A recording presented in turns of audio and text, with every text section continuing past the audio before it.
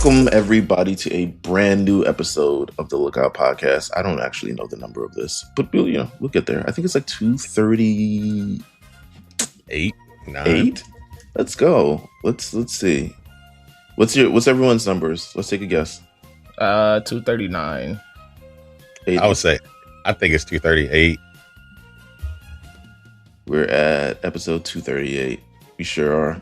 But 239 is almost there. 239 episode. We've blasted through half of Summer at Kame House thus far. Thus far, we've done Hell's Paradise. Thus far, we've done Digimon Tamers. We're heading to now the 10th anniversary of Mob Psycho, which we'll be talking about season 3.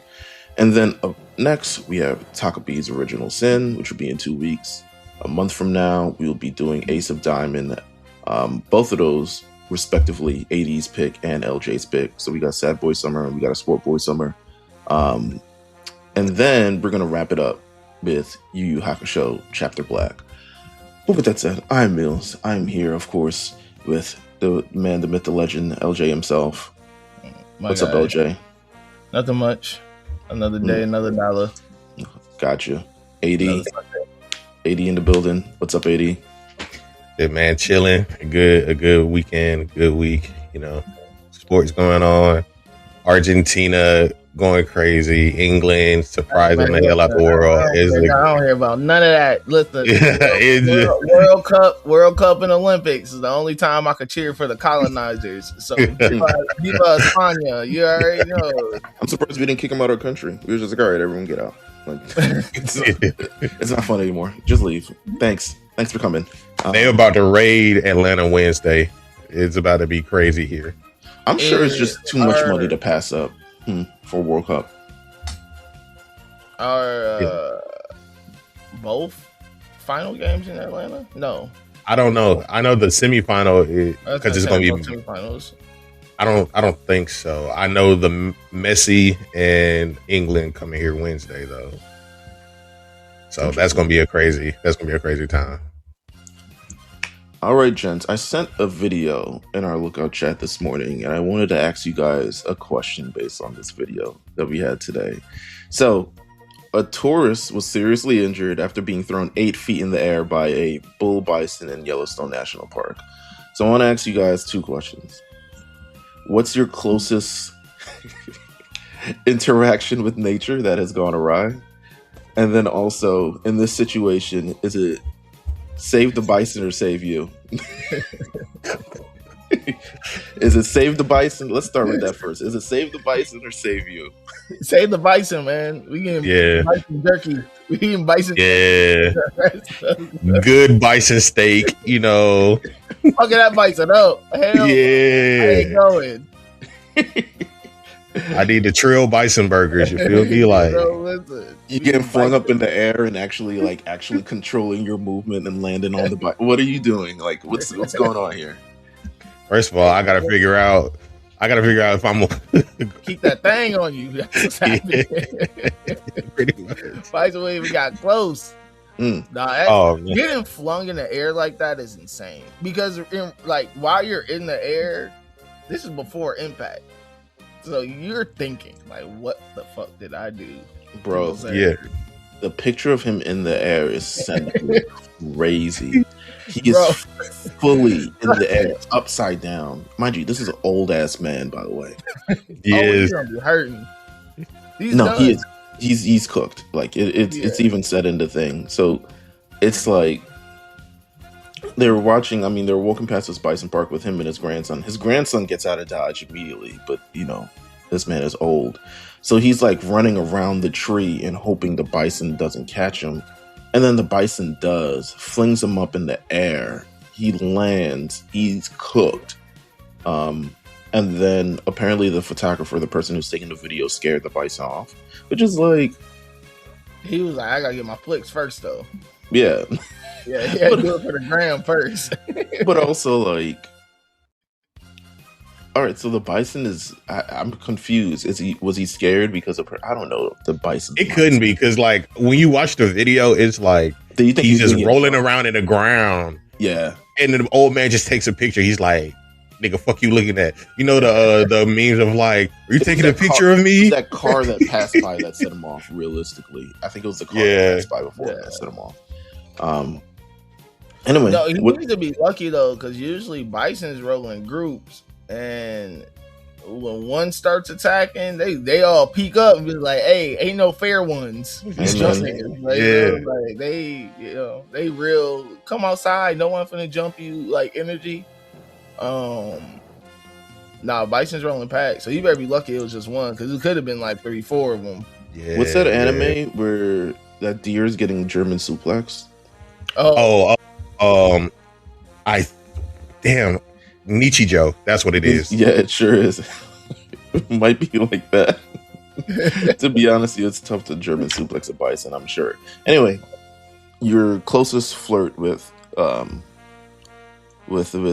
natural that maybe have gone awry. I've been attacked by a fox before camping. In Minnesota. Technically, we were in Wisconsin, but same difference. There's a part of Wisconsin and Minnesota. It's all blurred. It's nothing but trees and camping ground. But yeah, we were in the tent sleeping. I don't know if I heard it or like anybody, but like I just hear something scurrying around where the campfire was. Me at the time being a teenager, I'm curious.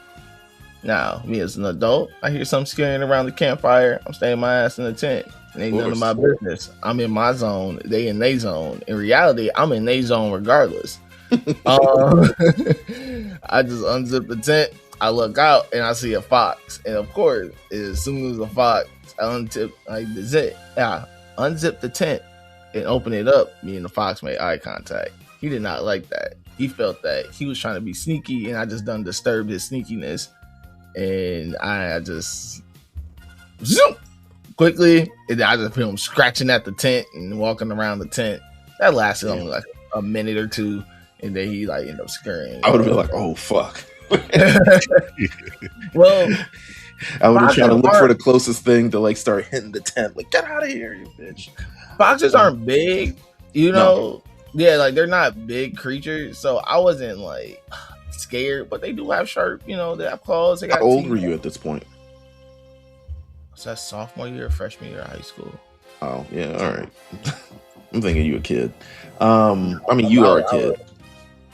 But now I did just go to the Minnesota Zoo the other day, and I didn't have no like bad interaction with no animals, but they got like ride a camel, and they got like, they have a llama park where you can just walk around with the llamas. Like the llamas are just roaming. You just roam around with the llamas. The llamas are kind of like giant and disgusting. I don't know. It's just being up close to a llama is very like. They need braces. A lot of them need Invisalign. Yeah, I'm like, all right, nah. I don't even want to be seen with y'all. They can still be with you. 80, any flirt with nature? Nothing like too crazy like that. I think the biggest one. Snakes invade your garden. I mean, yeah, of course. Like my sister calls me because she has like a big garden, and like she'll call me if there's a snake that pops up. She's like, "There's a reptile back here, whatever. Come chop it up." I'm like, "All right, bro." Like there's times I had to capture the snake, take it somewhere else, or like it's either me or you, brother. And I gotta do what I gotta do. I think the biggest one though, like there's a big event that happens here in Georgia, typically at the beach, called Orange Crush. In college, everybody goes to like the beach and engage in festivities or whatever like that. So I was heading to the beach, and it's like a beautiful day outside and everything, clear skies, nothing going on. I get to park right there next to the beach. As soon as I hop out the car, a bunch of seagulls start swarming me, bro. Like it felt like crows, but like it was seagulls, nigga. I'm like, seagulls are a different. That was my example too. We used to have a bunch of. I don't know why we had so many seagulls in New York at one point during the year, but seagulls, loud, aggressive, fucking annoying. Yes, bro. There's shit everywhere. Oh my god, it's fucking seagulls, bro. I fuck with birds, man. I remember seagulls are different, man. You ain't You ain't in that part of JoTo, my friend. Yeah. Like it was. I think I sent this to you. That picture. Remember that time I sent you the picture of when I pulled up to my house and it was nothing but crows outside my crib. Like it was probably had to be like 50 to 75 crows. I felt like Itachi, bro. I was like, this is kind of sick. I think living in New York, kind of but I don't really see many animals. I'm pretty other than like giant mutant rats, of course. Whatever, Ninja Turtle looking niggas. But I think there was a possum the other day. Not possum, like a couple years ago. And I was like, what is a possum doing here? Like, and mind you, scary as fuck. The possums, I don't think they do anything. If you don't... they got rabies, bro. You just don't want to get bit by one of them joints. You definitely... Yeah. We got raccoons here, like, that's like the thing is with being in Minnesota is that like kind of nature is in like a part of being even in the city. I'll see deer just walking around, wild turkeys will walk around. I've seen possums, raccoons, we had at my last job on campus, we definitely had a raccoon that was like around, like terrorizing shit around campus, like sneaking into school, all this other stuff like that. There was a hawk that always used to be around, and like one day it was just like it was like in a tree on campus, and everyone was just like, yo, what the fuck, like walking around, because it's like, it's a hawk, like it just needs one shot. I mean, I don't think I'm gonna wrestle a hawk. You know what I'm saying? Hawks are strong. You're not. Yeah. Bro, have you ever seen a eagle in real life? No. Bro, eagles are fucking scary. Them guys are huge. Like, they will snatch up a little kid for sure. Like, they will snatch up a child. Them motherfuckers are huge. They bigger than what you think. Like, for real. I've seen two eagles just like circling around, and I'm like, hell no, that's scary. Birds are large birds. Yeah, there was a time where my grandma's house, we just heard a knocking somewhere around like the attic or whatever like that, and it just so happened it was because a bird got stuck in the chimney. We were trying to get it out, came all the way down, and now it's just flying around in the house and shit. Like, we're just trying to figure out how to get it out. Oh, you had a bat in the house? Ooh, bat in the house is scary. I don't fuck with bats. Yeah. I don't fuck with bats. And they carry diseases. I don't fuck with bats. Yeah, just something. Or they'll have like, you probably have like sometimes as a kid, like a squirrel will get in a classroom and everyone's just like, get the fuck out. There's a squirrel in the classroom, and like all the kids had, I remember that as a kid. Bat in a room is definitely like terrifying. Like, it was just got in, and then we left the room for hours. And we're just like, I think it's out. But that's frightening for sure. Yeah. All right, let's get a little bit of anime news before we get into Mob Psycho. It is the 10th anniversary of Mob Psycho 100, if people have not heard by now, but we do have a little bit of anime news. I want to talk about it first because we got to get this out of the way. Demon Slayer Infinity Castle will be coming to digital. They finally decided to withhold their corporate greed and give it to the masses. No more movie viewings, I'm assuming. No more. At this point, they probably put the first movie and second movie together and start selling it to niggas. But July 28th is coming out on digital everywhere. You'll be able to purchase it on Apple TV, Prime Video, Google Play, YouTube, and Fandango. And Crunchyroll will also stream the title.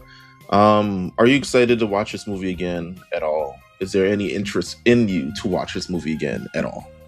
Not until the next movie is about to be released for me. I'll watch it again for sure. I'll probably watch it again after it drops, and then I'll watch it again closer to when the second movie is going to drop. It is a long movie. It is extremely long film. So it just is what it is. But I'm glad they're finally dropping it because, first of all, I'm interested if they drop it I think one thing I've been talking to Justin J5 about this because he's been wanting to watch a movie again, but he wants it on Blu-ray. And I'm interested if they'll even, considering the conversations that we've had, plug and play, shout out to plug and play, on terms of physical media and pretty much pulling back on that, will they even release it on Blu-ray? Now, I think they would. I feel like they will at some point, but I could be wrong. I think it's fried. I think that a lot of newer things. Because can you even get Chainsaw Man on Blu-ray? I think. Let me see. Yeah, I feel like they did announce it for Blu-ray, at least in Japan. Like Korean subtitles. That might be bootleg. Plans for physical release of Reze. I haven't seen anything. Wait, no, that's just Chainsaw Man season 1. Yeah, I think we're fried. I think physical media wise, we're done. I know that a lot of people say it's going to be a couple years till we get phased out. I think anything now is going to go straight to digital, which is whack. Then I hate it. Whack. Yeah, like it's straight up. It's whack. I think that as someone who grew up in a physical media, era, like there is something about the hunt, and there's something about the art of collecting, and there's something about it that it's a feeling unmatched that we're just not gonna get anymore. Do you think they'll ever get to a point where they stop releasing manga physical? No, they can't do that. Because in a way, you would have to start releasing all books physical. Yeah, I guess so. Because they would never stop printing comics. Yeah, they would never stop printing comics. Comics are. If they said, we've noticed that millions of people are just watching it, or indulging in it on the thing. So every volume that will be released is just going to be digital. Be stuck on printing. Save the money. The printing process in Japan is going to hell. I don't know. I don't think it would happen either. There'll be a lot of money missed out, because if I could read everything on Crunchyroll or Shonen Jump, or Crunchyroll Show, if I could read everything on Shonen Jump and or any of these other, I guess you could on Crunchyroll too. Yeah. Yeah, I guess you can. Oh yeah, I forgot they do have the manga app now. Yeah. Damn, I have not even touched it. But my thing is, if I can just read it chapter by chapter, why would I ever buy a digital volume of anything? I think it's mostly for like the extra stuff, like they be having author comments, extra drawings or whatever like that. I don't care about corrections, but yeah. If I could save myself $12.99, and all I gotta miss out on is a couple extra drawings and some author comments that I know someone online is gonna post. Someone's gonna post the author comments, and someone's gonna post the extra drawings. I ain't spending my bread on that. I hear you. Other bit of news that we got here. I want to talk about this. Idiom, swing it to you. Blue Box is officially over. Yeah, that's crazy. The manga is officially wrapped up. It's done. I have not read the final chapter yet. You have not read the final chapter yet. But overall, I want to ask, what's a general grade we're gonna give Blue Box as a manga? Like, what grade do we give it overall? As much of you as you've read on a week-to-week basis, overall story, the plot points. I guess how it ended would be a factor, but we haven't read it yet. But I have a general idea of how it ends. I'm pretty sure it ends like happily ever after. Like, it's not that big of a deal. What's the general grade you're giving for Blue Box, the manga? I'll give it a B. I think it's a solid B. Like, for like the story that it tries to tell, it's mostly a romance type of story, but it uses the aspects of sports and everything with those characters and what they're setting out for. It starts to transition into more of a slice of life type of thing. So it's like their day-to-day lives in high school, which I think is a really good aspect of the story. Just showing how they interact with each other and building on their relationships, seeing other people's relationships develop and make them have their internal monologues and questions about how they should go about it. You know, it's the typical teenager high school stuff, but it's Shonen Jump, so it's not like, you know, you would think that certain manga in Shonen Jump would be like, no, this has to be more direct, more shonen. You feel me? Mm-hmm. But it feels more like a shoujo type of shonen. You know what I'm saying? It's more soft. Drawing's more soft. It still touches those aspects that I think are really impactful and important to people who want to get something out of that type of story, and something that you wouldn't expect because of Shonen Jump's, you know, history. So I would give it a B overall, just because it's something like different, especially for the time that it came out. You know, during this 2020 aspect, where you had like Jujutsu Kaisen, Dr. Stone, Sakamoto Days, all of these more like hardcore, you know, very engaging stories. And this is still engaging, but more like a softer, more down to earth type of story. No, for sure. And it's going to end at around 250 chapters. So that's something that's like underrated in terms of a long-standing manga. I'm not sure if we'll have that continuing in the future for very, very long. What chapter is Kagurabachi on? Kagurabachi might be on chapter like 130. 130. Yeah, they might be halfway through that joint already. Or more. I don't fucking read it. But we'll have Kagurabachi news. But yeah, I'd say Blue Box definitely. I'll give it name included, definitely a B. For everything that it does. I want to ask this, or LJ next. Crunchyroll is getting Kagurabachi. It's officially announced that they're officially getting Kagurabachi. They're going to be streaming it on the app. How important do you think is this for Crunchyroll as opposed to it's streaming anywhere else? I think it could have been anywhere, Disney, Netflix, anywhere else. It's a big get, and they needed it because I feel that Netflix has been scooping everything up. Mm-hmm. No, it's a huge get for them, and it's gonna do great. But Crunchyroll needed that. They needed to get that title. Yeah. It's probably was the most popular, you know, for lack of a better term, free agent out there. Right. I know Netflix is putting in offers to obtain it for sure. Disney was. No, it's a huge get. They'll do great. I mean, it's Crunchyroll, so it's never a thing of I ever feel like they're out the game.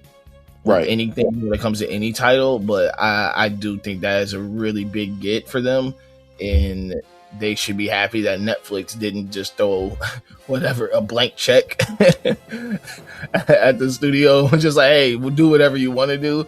Yeah, because they could have definitely done that. But no, great get. They'll do fine. They obviously are the originators and leaders in, you know, anime releases, and you know they've really set the tone, and especially in this day and age of streaming and everything like that, for anime. Right. So I'm not surprised, but no, it's a huge get for sure. This next one I want to ask, this next bit of anime news, I might leave it off here because we definitely got to get into Mob Psycho 100. The Naruto franchise announced that they officially begin, I guess, the search for the main characters of this live action Naruto. They're looking for Naruto. They're looking for Sasuke. They're looking for Sakura. Thoughts on a live action Naruto series? Is this something that we asked for? Is this something that we want? Like, what do we think of live action Naruto? And maybe I didn't like grow up on Naruto, but I know it means a lot to kids that did grow up on it. But I'm not sure if they still even want a live action Naruto. So what are your guys' thoughts? This is One Piece's fault. Sorry, AD. Yeah. This is all One Piece's fault. Yeah. I mean, I'm gonna be real. Mm-hmm. Them doing One Piece was tricky already, just because it's so it is so long and the world is so massive. I do feel like there's a little bit of depth in One Piece, though. I mean, there is a little bit of depth in there, and Naruto does not have. Yeah, no, and I do think One Piece is way more fun to do. Like that feels more like a bigger creative project than Naruto. Naruto feels like oh, One Piece did really well. Let's do another really popular one and see if that's going to do just as well. And I think Naruto is not the one they should have chose. I think it will lean more towards Dragon Ball Evolution than One Piece. Nah, I feel like we're out of. I feel like if anything leans to Dragon Ball Evolution, I have seen bad stuff, bro. I mean, but I'm not saying that it's gonna be that bad. Mm-hmm. But I think that the story that they're just trying to adapt, I don't see it working live action wise. And then also too, it's like, where are you gonna start? Are you gonna start from the beginning, baby? Yeah. Here's the thing. It's like where are we doing? Because it's a movie, right? Is it a movie or a series? That's the question. If it's a movie, I feel like they can only do episode 1 of Naruto. Anything further than that, and they just cramming shit in there, and it's not going to be good.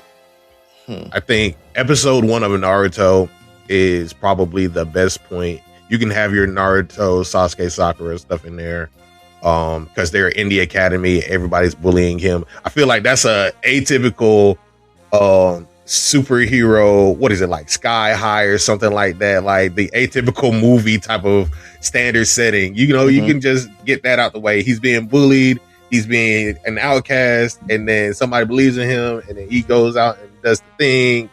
He learns a jutsu, and you know, it's like, my name is Naruto Uzumaki. I'm going to be the greatest ninja. This is the start of my story. Blah, blah, blah. And they could go from there. But if they try to cram it, yeah. Only episode 1. Only episode 1. Only episode 1. You're cooked. It's just dead it. Because you got a thing, too, man. You know they're going to attempt to do the Naruto comedy in it, and it's not gonna land. It's gonna feel so cringe. It's directed by it's directed by the guy who directed. He directed Spider-Man: A Brand New Day. It ain't even out yet. That's the thing. Yeah. So, I mean, we'll see how that goes. I forgot that was not out yet. I don't follow Marvel movies. He directed Shang-Chi and the Legend of the Ten Rings. That was good. That was actually good. So. He directed various other things. I mean, I won't go into a lot of different stuff, but he's directed and written a lot of different stuff. Yeah, a Naruto movie just doesn't feel it needs to be a series. That's the one thing I need to say off rip. I didn't know it was a film. I thought it was going to be a series. It needs to be a series. But then also it's like, that's a lot of money to spend on a series. But Naruto, it's not much depth. And then if you try to like recreate depth in it, I feel like it makes it look like it's trying too hard for a show. And also, too, I think, like, I don't want to get too deep into this, but my last statement on this damn movie. Doing a movie, like, really watching the show, there's only really one part that everyone wants to see made into a movie. Mm-hmm. That's the Great Ninja War. Outside of that, what other part, or maybe Pain? They do Pain as a movie. The part 1 stuff, like Naruto versus Sasuke, them at the final thing, you know, it's Sasuke retrieval stuff. Yeah, but like I'm saying though, like probably the only parts of that story that we will ever want to see be made into a movie, you would need so much background knowledge to understand what is going on there. And it's like, are you gonna cram all of that into the first 15 minutes of the movie, first 30 minutes of the movie? So then we have the last, this is probably gonna be another long jaunt, like the last hour 15, hour 30 to finally get into, okay, you know, you have to cram a lot in that beginning for us to get to even Sasuke retrieval. Yeah. I would. I think there's a way around it. I think that if I was directing it, I would pretty much like set the, like the first maybe like 45 seconds of the movie is just like, it's like the beginning of Dragon Ball Superhero, where they do the little like montage of like, this is Dragon Ball, and this is to tell you the story of the Red Ribbon Army before they get into the actual movie itself. I'll probably like gussy it up a little bit more, like ancient scriptures type beat. So like a page turning of like Naruto's, and we had the Hokage and and the Leaf Village and blah, blah, blah. So I might do it that way. I don't know. It's interesting. But they're looking for a Naruto, so get your kids out there. Probably a white kid. White kid with blonde hair. Yeah, I'm sure they're not doing no black Naruto. They don't want that smoke. They don't want that woke smoke. You know what I'm saying? How you gonna feel when Sasuke's black? When Sasuke's black with dreads, how y'all gonna feel? I feel like if anyone is not the race that they probably would be, it would probably be Sakura. Low stakes. Yeah, very low stakes. Little mixed baby Sakura. Yeah, something like that. If anyone is not the race that they should be, it's probably them or one of them other weird kids. Maybe the kid with the dog. Let's get into Mob Psycho 100, season 3. We're at the 10th anniversary of Mob Psycho 100. It's a series that I want to ask both of you guys, what are your introduction to the series and when did you guys start watching it? Did you guys watch it when it dropped? Did you guys catch up to it later? Like, how did you get involved with Mob Psycho 100?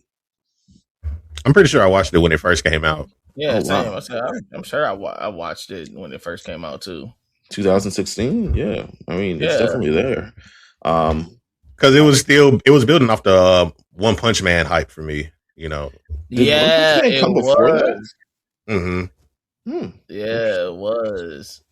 I remember that. See, and it ended before it. Look at God. No, I want to say also that I'd probably been watching One Punch Man and thought it was funny, and then saw that the director of One Punch Man also, or the writer of One Punch Man also created another series, Mob Psycho 100. I watched it. By the time I got to it was probably 2019. So this is as we're recording the Lookout, the first part of the Lookout, and I'm starting to dive more into different anime. The only thing I knew was that the first 2 seasons were completed, but there was no announcement for a 3rd season. And there wouldn't be for quite some time. I think I caught it. I've done this many times where I catch the anime at the right time where I don't have to, where there's enough content for me to binge instead of me having to like dive week by week. I think the same thing happened with My Hero, which I managed to catch it like at the end of season 3 after all the good stuff already happened. But Mob Psycho 100, I mean, I thought it was legit. It's very few things that can make me like legit laugh. But this show was so funny for no reason. Like just the situations. I think the comedy of it is like, it's not dumb. It wasn't dumb anime comedy, dumb pervy anime weird comedy. This was actually like situational, hilarious. Even the little short that they dropped today. So for the 10th anniversary, they dropped a short online, and it's Reagan getting this camera. He wanted to start documenting his process, but then Mob says, "Hey, that's a security camera." And he's like, "Oh yeah, totally. I ordered that on purpose, of course." So he's trying to install the security camera and failing because Reagan is completely unathletic and can't hold it. It's a funny 2 minutes. And to be honest with you, we'll get to this at the end. If they should continue Mob Psycho series, if they continue doing 2-minute shorts like that, I'm in. But I think it's just overall a real feel good, funny, but also grounded, but also earnest, but also just overall amazing, even visually. I think that's another thing that stood out for me too. Like the visual artistic direction is like really nothing like you've ever seen. You know what I'm saying? What are your guys' thoughts on the animation?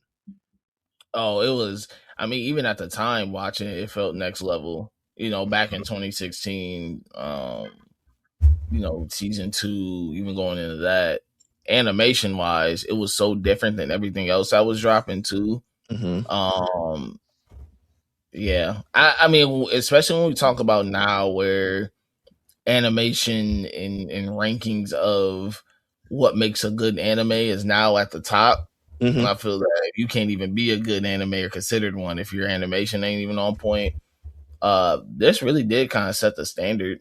It's kind of really laid out the blueprint a lot of what we're going to consider great animation. And then that kind of everything that came after that felt like, oh, this is I'll even say Demon Slayer. I feel Demon Slayer takes a lot of their own animation style from Mob Psycho. Really, Bright color. I would say like some of the animators I feel like experimented with Mob Psycho, and then they went to other projects like maybe Demon Slayer or other seasons or movies of My Hero. You could kind of see that for sure. Like One Piece, I'm not sure if the same animators were used, but definitely like the style that has been used it's this very like fluid style, more so than really the hard lines and like the big thick outlines and stuff like that. It was just more of a fluid style. Sometimes the outlines for the show maybe isn't even, these characters aren't even like black outlines. Sometimes they're green. Sometimes they're but it's like sometimes they're used like watercolor paint to really accentuate a moment in the show, and it's way deeper. That reminds me of the moment. Some of the stuff reminds me of a moment of the time where in Attack on Titan, where we finally see Eren as the founding Titan towards the end, and they just show this like visual of him, like it's just like it looks like a painting of him just looking evil like towards the end of it.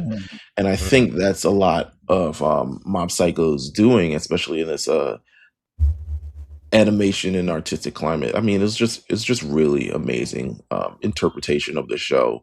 I do have a manga somewhere. I've never read the Mob Psycho manga, even though I do have a chapter around here somewhere. But yeah, I think one of the things in terms of like season 1, season 2 definitely became, people were very, very excited, but also I don't think it was doing well enough, or at least was under enough people's radar to really warrant a season 3 immediately. But it really was, people were begging, pleading even for a season 3 to be created. Third season ends up being created. They went with the series being produced by Crunchyroll instead of Bang Zoom, which brought a host of different things. One of the more notable ones was the recasting of the voice of Bob in English, Kyle McCarley, due to him essentially being a union voice actor. Crunchyroll does not employ union voice actors at all. So they had to pretty much let him go from the show because he refused to really work without a union contract, and they don't employ union things. And this was during the whole like SAG writer strike, whole different things of it as well. So we do get the reprise role. I think it's the person who reprised the role does the voice of. It's weird if you look at his like IMDb compared to Kyle McClary. He voices, what's my man's name? He turns into a lion in One Piece. Rob Lucci, I believe. He voices Dobby. He voices a couple other people, which is just strange to voice Mob. You know what I'm saying? Like it's just those are all completely different. I mean, sounding characters for sure. I mean, the character in general is completely different, but he it's Ernesto Jason Libret. He voices Dobby. He voices let's see, Mob. Yay, I should have put that on thing. He voices a number of different things. Actually, I'm gonna put this on more than that. But let's get into the show itself. What makes season 3 pretty much like such a different watch or amazing watch, especially compared to the other seasons?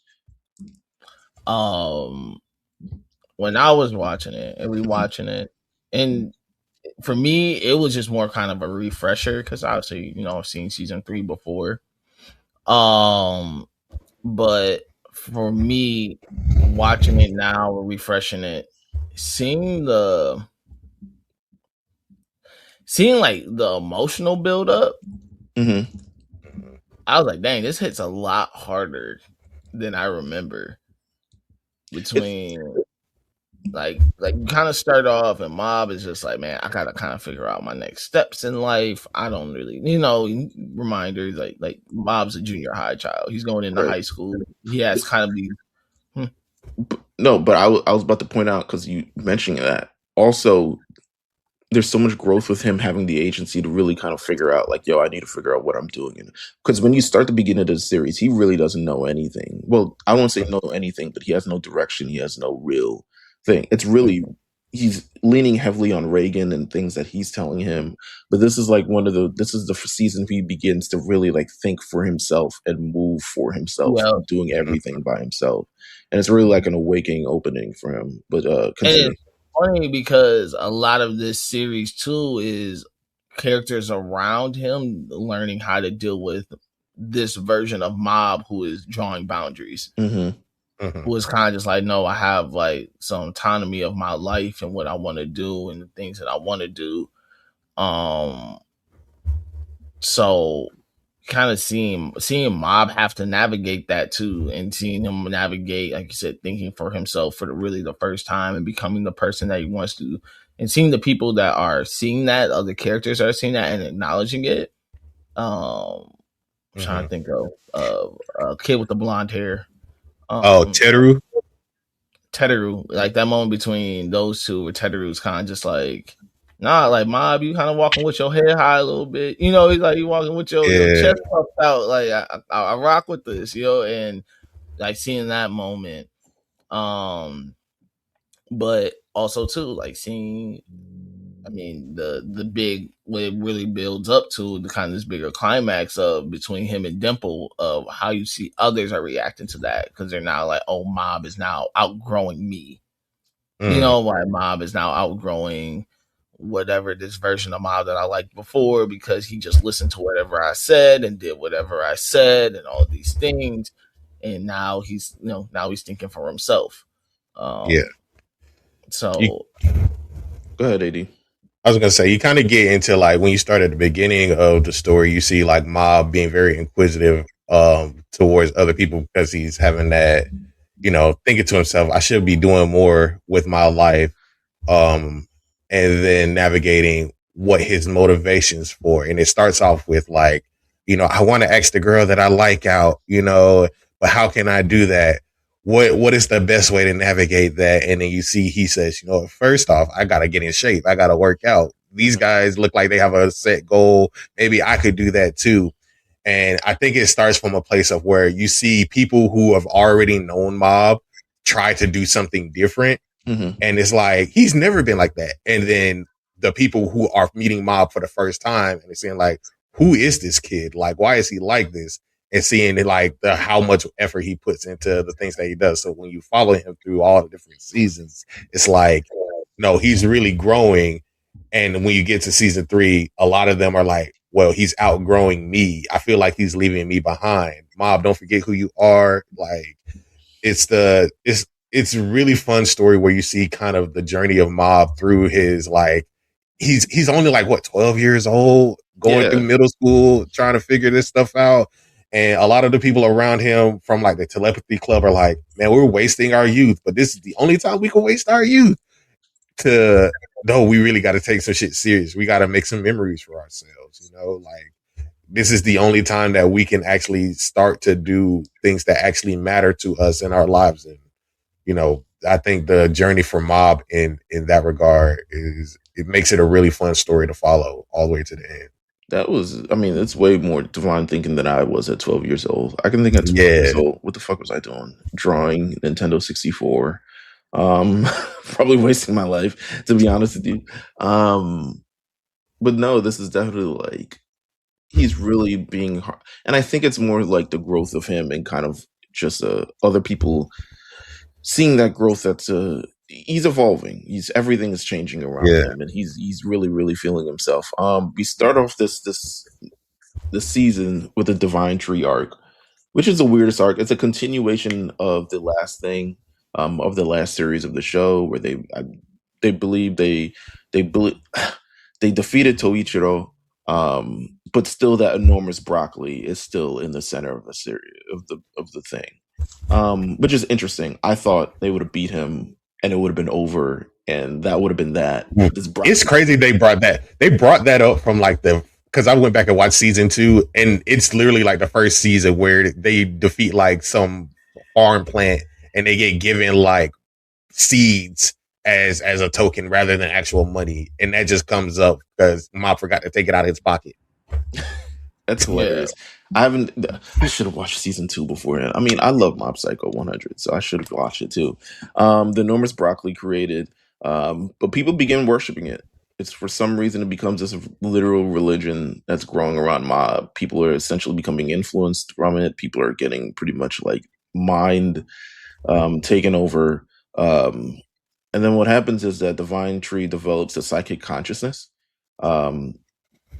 And citizens really become brainwashed. People become worshiping the Psycho helmet, and people were wondering, like, "Yo, what's actually going on here?" It eventually, who goes to the tree first? I think it is Teru, right? Yeah, Teru goes first, and that's when he runs into the fake mob. That's when he, realizes who it is that's actually doing it, because I think Dimple is like, this is my time to shine type deal. And then everybody's like, well, where's Dimple? He disappeared. Yeah, and I love how that's like a running thing. First, it starts as a joke. Mm-hmm. It was like, where's Dimple? Like, where the heck has he been? And then the more they ask the question, the more they're kind of just like, no, like, where's Dimple? Like, hold on. The interesting is he isn't evil, nor does he really came off. And I think that I like that. I mean, it would have been really interesting to see like he's finally getting the plan that he wanted, or he's finally getting what he deserved, or something along those lines. But he's never really evil. It just kind of like comes off as he's like lonely. He's wanted recognition for some time, even when his things with Mob or his things with Reagan. I think he's ultimately wanted recognition, but ultimately it still doesn't even make him happy, especially when he goes. When he starts having his interaction with Mob, and it's Mob versus Dimple, and it's really just talking. I don't even think they go really back and forth with one another, but they eventually they confront each other by spending the entire episode just kind of like talking, and Mob is pouring into Dimple, and Dimple is really explaining himself to Mob, and eventually they kind of like make up, but it's too late because the fucking Psycho helmet has gained consciousness, and now he's going to attack the city. So they have this incredible fight, this like amazing animated fight between Dimple and Psycho helmet, and it's the end of the giant broccoli that lives in the fucking city, but it's the build towards the end, what it seems like the end. It feels like Dimple is gone. Dimple is not gone. In anime, no one's really ever dead unless you see the body. But this was a good way, I think, to conclude like Dimple's own personal character arc. I mean, from the moment he was introduced, he just kind of like, he's like, nah, I'm actually like more popping than I actually am. And it's like, all right. No one really takes him seriously because he's small, he's green, he's just kind of like exists in the air. It is what it is. He tags along with Mob and Reagan, probably because of his own loneliness. But he utilizes this opportunity to be able to take over an entire city after seeing the giant Psycho Hummet or Broccoli or whatever the hell it is, and using that, and maybe like, this is ultimately what I wanted, ha ha ha, and that's ultimately not what he wanted. And it shows definitely quite a bit of empathy beforehand. But thoughts on this arc of the show? I mean, it was amazing. It really was, and like you said, I think even as you go throughout the season, the little tidbits of when you start seeing the broccoli grow throughout the city and start having the cracks in the vines and some type of symbolism and foreshadowing of some things, Mob's internal struggles as a person, Dimple's own insecurities, you start to see all that surface, and then at the end when you kind of see it all come to a climax, the boil point, and they do have that talk. I love how the blue shirt is the thing that throws everything off. Yeah, I was gonna say, like, that was probably the biggest thing. It starts off with Mob trying to get dressed up nice, and it's like a scene where he's walking down the street with Reagan, or they're like running from the cultist or whatever, and he's like, "Man, I'm hot. I gotta take this jacket off." He takes it off, and Reagan's like, "Bro, what the fuck is that? Put your jacket back on." Monkey shirt was crazy. Yeah, man, listen, bro. B12. He really gave that man a Bathing Ape shirt, bro. Like, that's what I'm saying. He don't know. Reagan don't know no babe. That was a baby Milo, bro. He don't even know what he's talking about, man. Reagan was hating. He had the good vintage babe on. Yeah, but even the reaction from Dimple when he sees the shirt, he's like, you know what? I still care for these motherfuckers, because he cares enough to tell him that shirt is fucking disgusting, and you need to take that shit off. But yeah, did not put that shit on. No, not at all. One of my favorite episodes was the yokai episode. That one was hilarious. Oh, yeah. Which episode was that? That's where the demon hunter goes to Reagan's office. He's practicing his lines before he goes into the office. He goes in there. He brings him to the abandoned building where he fights the yokai. Oh yeah, it's literally the building from episode 1, bro. Like, yeah. And then Reagan goes, "I think we've been in this building before." This show has a great, and I give it to all the voice actors and just kind of like overall the production of it. This show has a great way of the delivery of its comedy in such an interesting way. This isn't standard voice acting, right? This isn't like we're voicing characters on this show, because ultimately it's a performance that they have to have. To be able to tell this, to be able to showcase Reagan and his, like, you know, he means well, but obviously he's playing a role to really big himself up, and to really do that, you really need to have the voice kind of like down. Even to play Mob itself, that's why it's so like jarring that the voice of Dobby, you know what I'm saying, is also the voice of Mob, because it takes real character. There's a vulnerability and earnestness in Mob's voice that needs to come across to be able to really showcase the character. And even the other characters, like the old girl who's the head of the telepathy. I forgot her name. I forgot her name too. But even that, like, there's a little bit of an arrogance within her voice. It's not arrogance, but it's like assuredness in her voice. But she's a girl, but she's this. But it's a lot of things that go on. That's why I think the voice acting in the show, it really like sells it to the point where it's like, sometimes I think doing a comedy in anime is way tougher than doing an actual action show.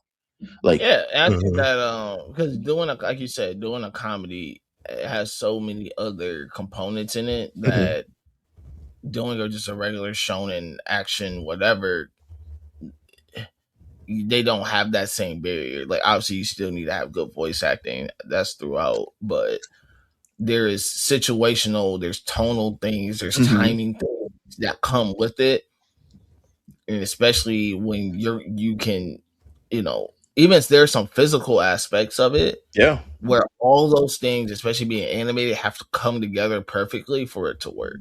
You really can't miss a beat on that, and they really don't miss a beat on this. I think also too, historically, in anime, comedy falls a lot more on like the lewd side. You know, it's more pervy, it's more this, it's more harem, like all these things.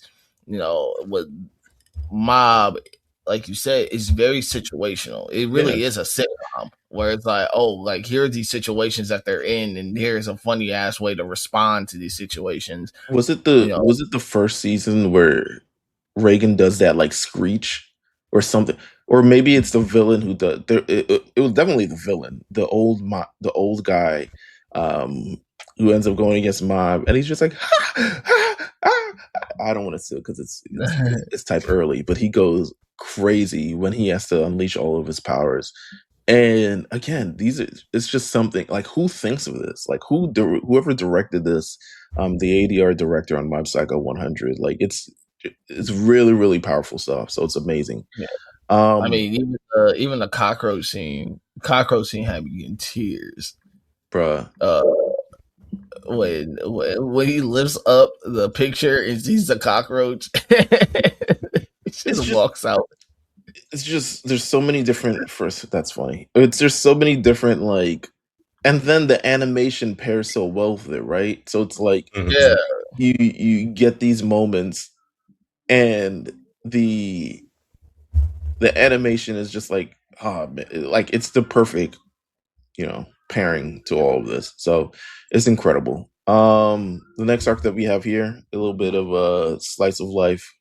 I think it wraps up pretty much the arc on the telepathy club, which is something that was introduced in the beginning.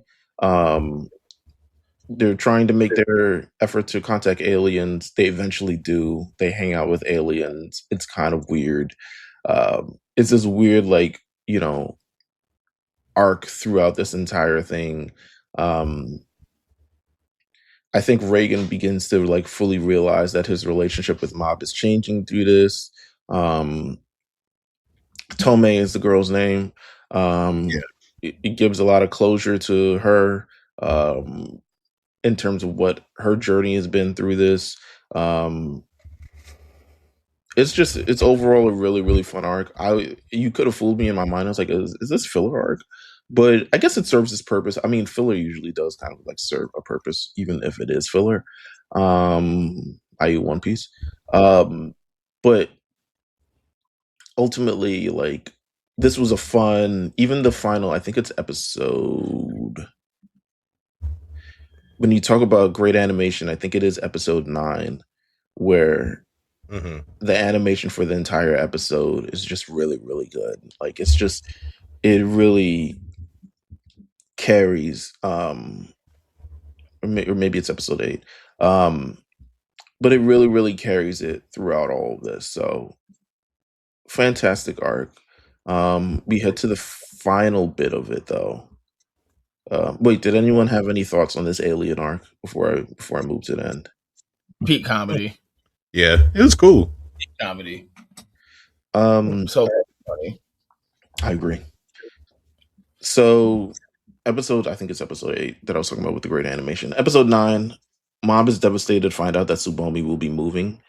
Who has not been devastated? It's like, oh, I like this girl. Oh, she's moving. Do people even? I mean, I guess they do. Have you ever a friend that just I'm moving, and it's just devastated you? I had a homeboy in elementary school. He moved to Phoenix. Well, yeah, that's probably it. Probably no, not. I haven't. Yeah. I haven't talked to him since he moved to Phoenix. But we were close friends in elementary school. Yeah, moving does a lot, especially as a kid. Moving is pretty much the end of the world. It's like, all right, one, you can't control it. It's not like us as adults where we're like, nigga, I'm moving. It's like, I get it. You know what I'm saying? Rent is high. You know what I'm saying? But it's like my roommate is moving out, the lease is up, it's so many adult problems. But when you're moving as a kid, it's like the end of the world. I still remember that episode of Boy Meets World where Topanga moved, and you would have thought the world was, this nigga was so depressed. But this was not. I felt. But then she ran back from Pittsburgh all the way to Philadelphia or whatever the fuck it is, back away in the rain, and they found love again. This is not how this goes, though. Mob is devastated to find out Tsubumi will be moving soon, but resolves to confess his feelings before she leaves. He's noticing a lot of people are trying to confess they're leaving their ideas before they move. Their emotions before they move, but she rejects them all. Mom is trying to get advice from Reagan. Reagan gives great advice. Let's say that. As an adult, and Reagan is not even an adult. I think he's is he 20, 21? He's 28. Oh, really? Yeah, I was saying, yeah. Okay. Supposed to be big adult then. Sorry, I turned on your adult game, Reagan. I thought you were 21, 22. So he gives really, really great advice that ultimately, be yourself. If they don't like you for who you are, you don't really need to be around them, et cetera, et cetera. That's some adult advice that adults would give. I give that advice. He even gave great advice in the beginning when he was like, hey, pretty much like you gotta follow your heart, like follow what you want to do. When Mob was kind of confused on what career path and stuff that he wanted to take and all this stuff. The irony is that he's giving him all this advice while truly not being truthful to himself or Mob. Yeah. To be honest with you, so I think that's the irony in this all. So he calls Sabumi, says, "Let's meet at the park," and they're like, "Okay, buy flowers for her." You know what I'm saying? Do this, do that. So he's walking. He's at the crosswalk. A car's about to run over a cat. He uses his psychic powers to save the cat. Save the cat. Maybe it was a metaphor. I don't know. And then some kid is playing clearly some Nintendo 3DS or some bullshit like that. Walking without looking, which, I mean, I don't think. Go ahead. It feels like that 1-for-1 to scene with Yu Yu Hakusho. Absolutely. With like kid crossing the street. I'm like, damn, bro. What do you do now? You just saved the cat. Yeah. So he ends up getting hit by a car. And it's really sudden and it really like takes you out of your element. It's something that I didn't expect that would happen, but ultimately becomes incredibly impactful. He's lying there, blood is dripping out of his head. I thought he was dead. I thought it was like, oh, this is how Mob Psycho 100 ends. Like, incredibly more right. Then he died. What happened was, I guess the real him died, and the version of him that people have been talking about since season 1, that Shago has been. Is it Shigeo? Oh, Shigeo, yeah. Has been talking about since season 1, the part that they feared the most because it was a power that came out when he was a kid and he's trying to suppress it. And you learn that he's been trying to suppress this thing for like 3 seasons now. Even throughout his fights, throughout his journeys, throughout everything, he's ultimately been trying to suppress feelings inside. And you get to learn that pretty much like the best way to deal with feelings is not to suppress them. Because ultimately when you have this moment, everything truly explodes, and this is what you're seeing the manifestation of. The emotional climax of Mob Psycho, the final arc of it, the question mark, the mysterious power is finally here. And yeah, it's just the real, I don't want to say it's the real him. It's a part of him that it's like Piccolo and Kami, right? Like it's like King Piccolo. Well, I mean, no, I do like the thought of like the real him, meaning that these are probably all the words, all the things that he wishes he can express, all the frustration, all the anger, all of this, all of that, that because when he holds up there. Right, because when he thinks being kind is like not saying these things at all, like just keeping these emotions away. And like you said, like suppressing them only makes them kind of blow up. Yeah. And I think that's something though too, once again, as children, they like that's something that I think we all have dealt with, especially as we've grown emotionally and have to deal with like how to grow emotionally mature, of learning that, hey, how do you properly express your angers and your frustrations and your this and your that? And there's a lot of people who, even as adults, don't know how to do that. And that tie-in of, you kind of he has felt this pressure this entire season of, I'm transitioning into this new phase of life. I'm about to go into high school. The girl that I like is moving away. I'm having to have tough conversations with friends, all these things. And then finally, it all kind of bubbles up. Right. And doesn't know what to do with it anymore. And truly, like these final episodes, as you see, I mean, it's very important who are the people who confront him, because Teru confronts him and he was one of the earliest battles within the show. And Teru was always like, yo, my power makes me the baddest bitch on earth. You know what I'm saying? Like, I'm the ultimate because I'm like the most powerful. Where now he's a little bit more, you see, because of his interactions with Mob, he becomes a little bit more, humility. He builds his identity over again. He tries to stop Mob and he's not doing it for himself or to prove that he's stronger than Mob like he did in his initial fight, but he's legitimately trying to do it because he's like, I'm trying to save my friend. It's that. And you see, like, he never tries to like swing on him. Yeah. At the same time, like, Mob is like destroying everything around him. All buildings are like breaking down. Like, people are being hurt by it. And Teru is like, y'all got to get out of here. And then when he talks to Mob, he's like, bro, you would never hurt a fly. This is not my friend that I would know. But if you have a problem, we could talk about it. Mm-hmm. Like, that's the one thing that I've learned from you. Like, we could talk through our problems and situations. And then when it comes to the end of that part, with like Mob, like just whooping his ass, destroying everything around him, buildings crumble. You see like all of these different lights of orbs just popping up, and it has all the people being saved by Terry. He's like, yeah, I got you this time. I beat you this time. Yeah, and he spends his time like saving people as well instead of like them being casualties of his destruction. We go over to the convenience store where the members of Claw are working, and you can see that their lives have changed also by interacting with Mob. Maybe not in the best way, but still, and ultimately their lives have changed, and they try to stop him, but they have no no choice. Torichiro tries to until Sho pulls up, father-son duo. And again, life of crime, now kind of like reformed. He's choosing his family over, kind of like sacrifice. So he's changed through all of this as well. The Body Improvement Club comes, and they don't have any powers, right? But ultimately, they don't want to see their friend also go down this path. So they come and they try to do the best that they can, but they ultimately aren't able to stop him.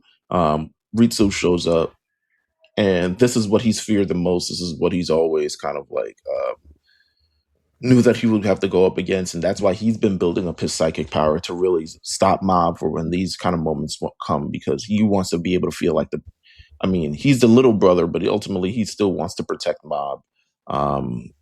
He tries to reach his brother. He fails, but I think he does kind of like succeed a little emotionally. And then we see Reagan. Reagan is kind of like tipped off, and he sees it on his phone. Just kind of like what's going on, and he goes in there to really like talk to Mob. We see Dimple kind of show up again to really help Reagan out, and it really isn't until Reagan confesses that like his lack of power, and you get a little bit backstory with Reagan too. Like Reagan, he has his whole situation with his family and all this other stuff like that, and you really get to see another side of Reagan as well.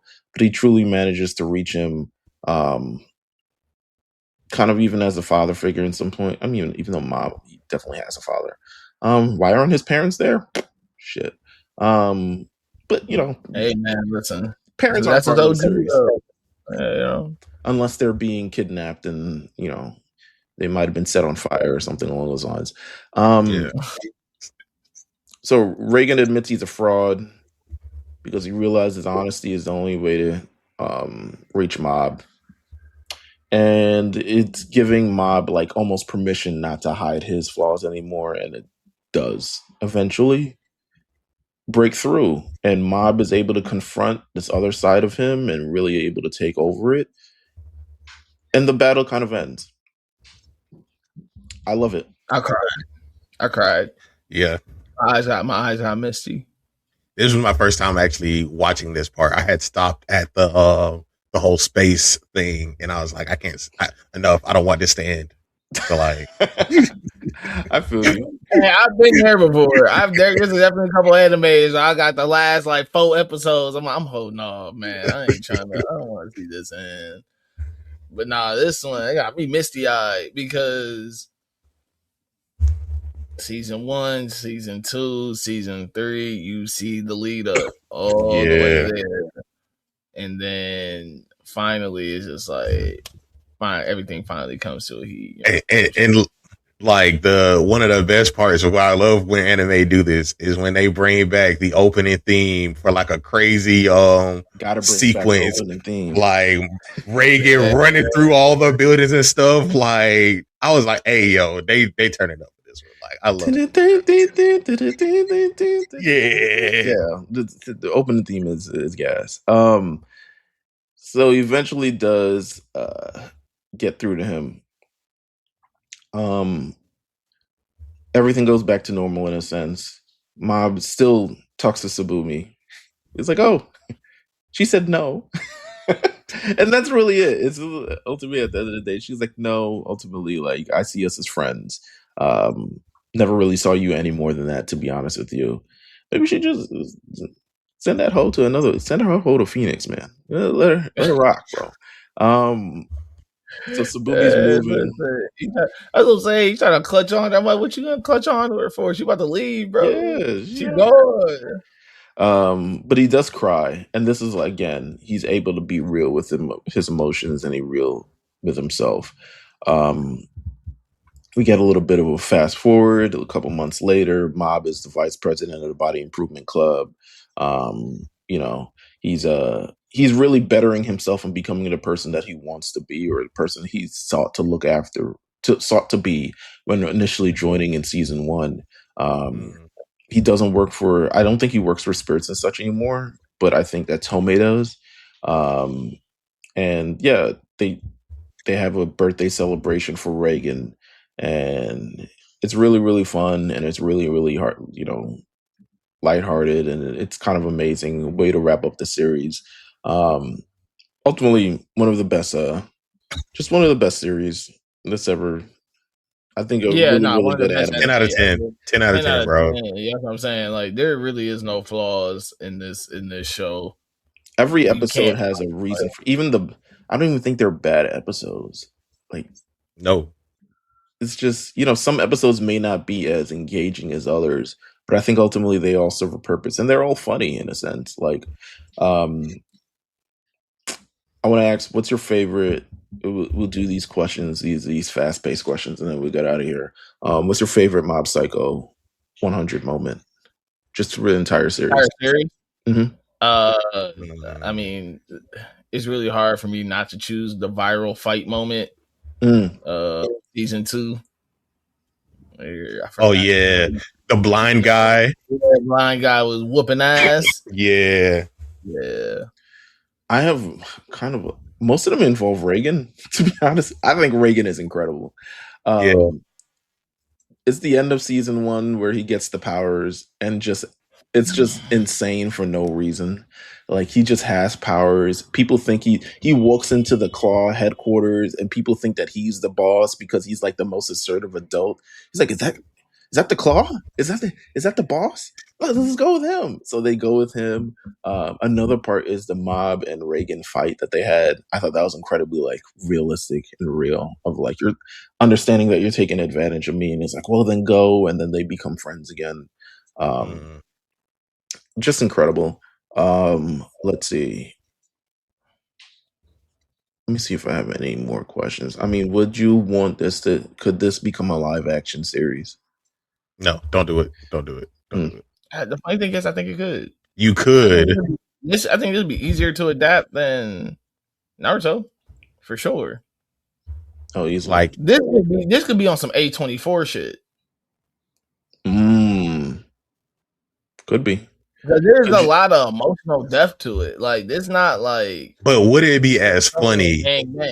That's the thing. I think you would have to it absolutely can. I think it would have to be more. They would have to pitch it more as a comedy than in supernatural, kind of like. No, you can definitely pitch it as some type of dramedy that has some supernatural aspects to it. Right. Yeah, I think of Matilda. This is some Matilda shit. That's funny. No, you're right. You're right. You are. Yeah. MVP of the series. Reagan. No, I'm going with Reagan too. He's just my favorite. 1A, 1B. Like, yeah. Mob's my favorite. Like that. I love Mob, man. As a kid who was emotionally suppressed, I felt seen. Absolutely. Most rewatchable episode. I'm playing them all back in my head.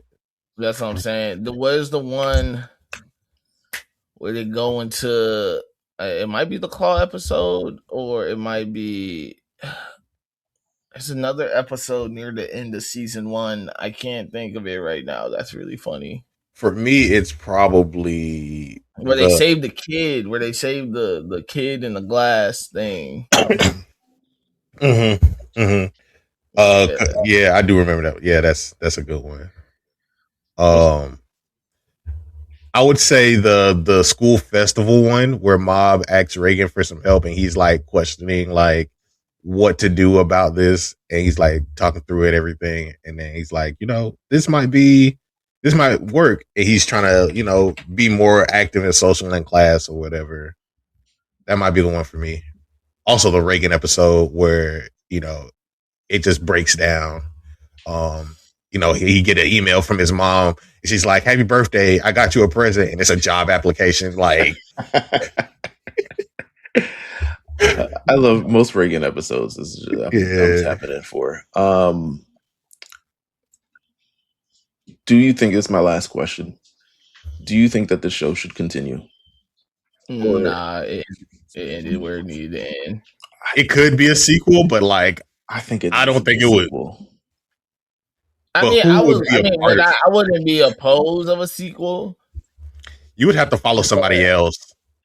Nah, I mean, you can follow Mob when he gets a little older, right before, senior year high school type, type beat. There's another young psychic that he finds with the same power, and he has to kind of play this big role. That's what I mean. Like, it has to follow somebody else. Like, the show to me is too good for it to not.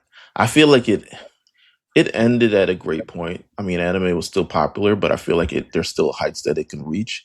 And then it's also kind of weird that One Punch Man is still going on and this show isn't. And I feel like you should direct all your energy into Mob Psycho, as opposed to. I look at series like Don to Don and like stuff like that, and I feel like, man, like Mob Psycho pairing alongside Don to Don, like that would be a good like hour block that I would watch. You know what I'm saying? Yeah. Of like adventures and paranormal supernatural and stuff like that. Like maybe Don to Don is definitely like the next like genuine predecessor from Mob Psycho. But it's just, this is too good of a series. I feel like even if it wasn't like tied to the manga, right? Because everything apparently was adapted from this manga. I had never read the manga, but from everything all the research that I did, it's like one of the most faithful adaptations ever. And the only thing I think I watched I remember this from Totally Not Mark's review, where the only thing that they kind of like altered for the anime was Shibumi's eyes. As you notice, she's the only one that has like the cute anime sprinkled eyes in the show, and everyone has kind of like the slanted same kind of eyes.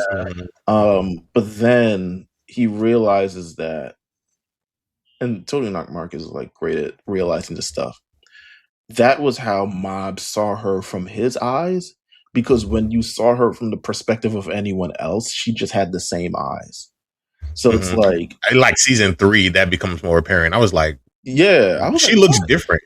Yeah, I was just like, I didn't never realize that. But again, it's just stuff like you can do in the adaptation with like that makes it amazing. Mob Psycho 100, fantastic series, amazing series. Glad to close the chapter. We've covered this entire anime strictly through Summer Kame Houses. So we're closing the chapter. We're retiring it from the TRL top 10 or wherever the fuck we're doing it. Retiring it from 106. Unless they come out with another series or they come up with a movie or something along those lines. But there is a 10th anniversary. If you want to go see it in theaters, I believe they do have like a Mob Psycho theater thing. Let me actually look it up. It's here. One day only. So yeah, go fuck yourselves. And it's on a Monday, so double F it. That's nasty. Double fist yourself. In the United States and Canada, July 20th, the 10th anniversary of this. In select theaters only, you'll be able to see it. So next week Monday, you'll be able to go in theaters, watch Mob Psycho 100. Probably with like 6 other people, to be honest with you, because who the fuck is going on Monday? Was it just like season 1? Was it? I think it's the best. They're taking the most popular episodes and showing them all in a theater. Nice. So you can definitely check that out. But up next, we're getting a Sad Boy Summer. Takapi's Original Sin. Takapi's Original Sin. Up next on the lookout. That'll be in 2 weeks. I have not watched it. I have not engaged with it. Anime of the Year nomination. Okay, as you said that, so we definitely we'll definitely see what it's about. I'm sure it is. Like it's Anime of the Year. Shout out to Crunchyroll. I guess they do it for no reason. Yeah. So we have that to tune into. Thank you guys for continuing to follow us. Make sure you guys follow us on YouTube at the Lookout on RNC Radio. Make sure you hit subscribe. Make sure you get a thumbs up. Make sure you share this. Do everything on social as well. We don't just post for no reason, so definitely share it if you got it. And hopefully we'll have some nice DreamCon content. You know, DreamCon is definitely the things that happen at DreamCon that are not covered. Maybe we won't talk about. But the DreamCon stuff that did happen that we can cover, we'll have it. We have Jay on the scene, so make sure you stay tuned for that as well. Anything else next week? What are we talking about next week, guys? I think it's another Big Eyes week. What are we doing? Yeah, we're doing Fujimoto, the man with the pen, the sicko with the pen. Sicko with the pen is really the most apt way to describe him. Yeah. No, it will be Fujimoto, a potential bonus episode too. There you go. But no, Fujimoto for sure. Absolutely. So thank you guys for tuning in. Again, don't meet us there, beat us there. This is The Lookout, and we will see you guys next time. Peace.